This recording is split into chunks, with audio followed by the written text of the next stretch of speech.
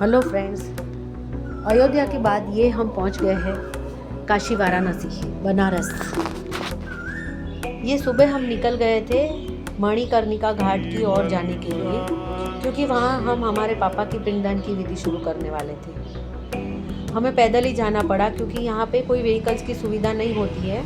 तो यहाँ पे अगर किसी भी घाट पे अगर आपको पहुँचना है तो पैदल ही जाना पड़ता है, लेकिन व्हील चेयर की सुविधा बुजुर्गों के लिए रखी गई है। हम जैसे ही पहुँचे तो यहाँ अलग अलग घाट पे सारे पिंडदान की विधि हो रही थी। हमारे पंडित जी ने बहुत अच्छी तरह से पूजा की विधि की सारी तैयारियां अच्छी तरह से कर रखी थी। तो जैसे ही पहुँचे तो भाई को पूजा में बिठा दिया गया। पंडित जी ने पिंडदान का महत्व भी हमको बहुत अच्छी तरह से समझाया। उसके पीछे की जो विधि है, उसके पीछे की सारी कहानी बहुत अच्छी तरह से हमको समझा दी गई और बहुत अच्छी तरह से पूजा हमारी संपन्न हुई। उसी के बाजू में मणिकर्णिका घाट था जहाँ हम पूजा कर रहे थे। तो हम वहाँ थोड़ी देर के लिए पहुँच गए तो वहाँ देखा तो उस दिन बहुत सारे शव जल गए थे।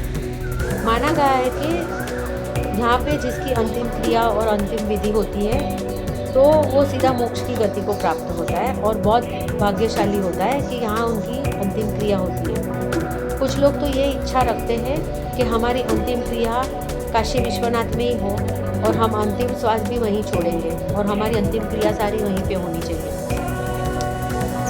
माता पार्वती के श्राप की वजह से भी यहाँ की अग्नि कभी भी ठंडी नहीं होती।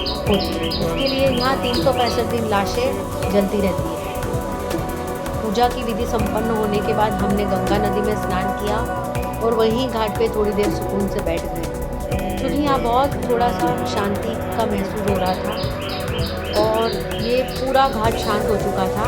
दोपहर का समय था तो इतनी भीड़ भी नहीं थी, भीड़ बहुत कम हो गई थी। हर हर गंगे, हर हर गंगे।